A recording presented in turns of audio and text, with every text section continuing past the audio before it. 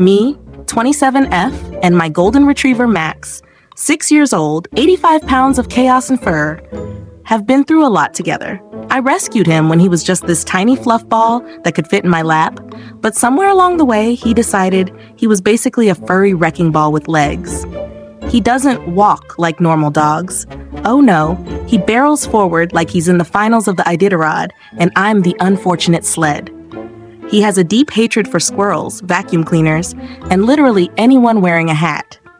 And when I say hatred, I mean he will bark so loud the hat wearer will start questioning life choices. So when I got invited to a 3-day out-of-town work conference, my stomach dropped.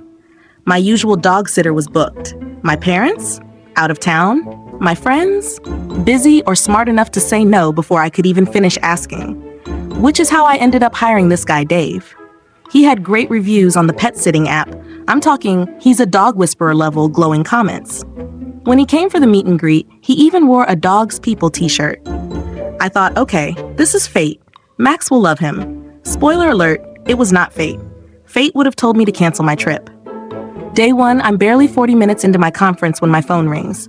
It's Dave. He sounds like he's jogging, out of breath. Hey, a quick question, how fast can Max run? And I'm like, pretty fast, why? And he says, because I'm chasing him through your neighbor's yard right now, and I'm debating calling animal control. Apparently, Max slipped his collar mid-walk, spotted a squirrel, and decided it was his sworn enemy.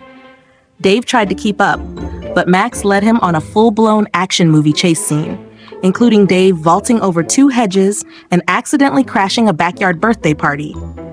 He caught him eventually, but only because the squirrel ran up a tree and Max finally stopped to bark at it.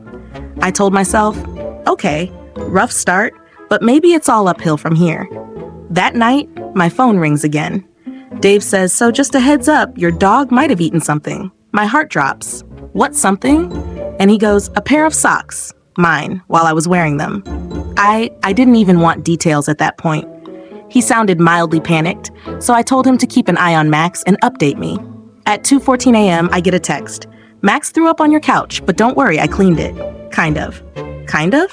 What does kind of mean? Day 2, I think. Surely the worst is over.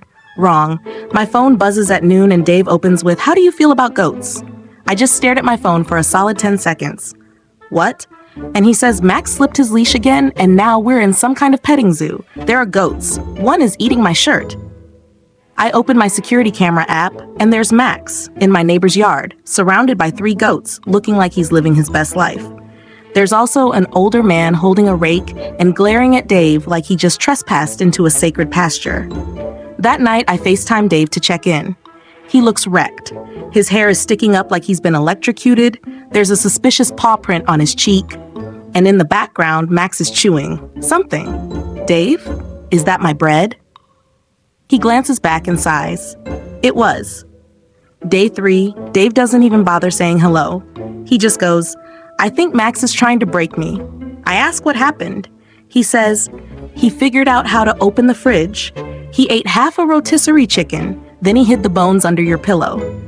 At this point, I'm wondering if I should just leave the conference early before Dave has a full mental breakdown. But I don't, which means by the time I get home, my house smells faintly like goat, chicken grease, and Febreze. Dave hands me Max's leash like he's passing off cursed treasure. I don't think I can ever own a dog now, he mutters. I say, well, thank you for trying. He just stares at me. Don't thank me. Pay me. And never contact me again. Max, of course, is wagging his tail like none of this is his fault, like he's the hero of his own movie.